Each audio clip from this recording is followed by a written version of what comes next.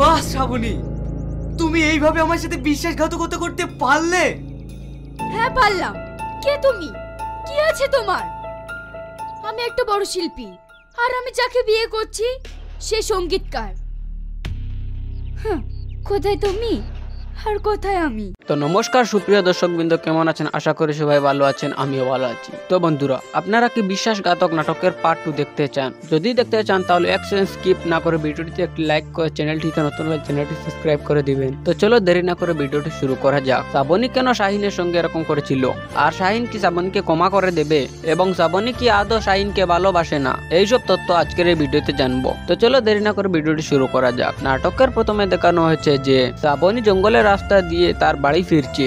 রাস্তায় কয়েকটি গুন্ডা শ্রাবণীকে বিরক্ত করতে লাগলো। সেই রাস্তা দিয়ে শাহিন বাঁশি বাজিয়ে বাজিয়ে তার বাড়ি ফিরছে।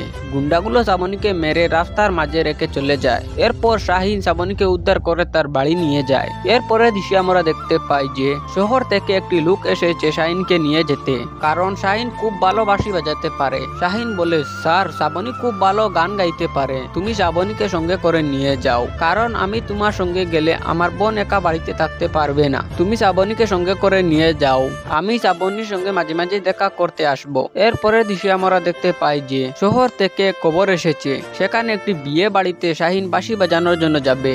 এরপরে আমরা দেখতে পাই যে বিয়ের দিন শাহিন এবং শাহিনের বন্ধুরা বাজনা বাজাচ্ছে। শাহিন হঠাৎ দেখে শ্রাবণীর বিয়ে।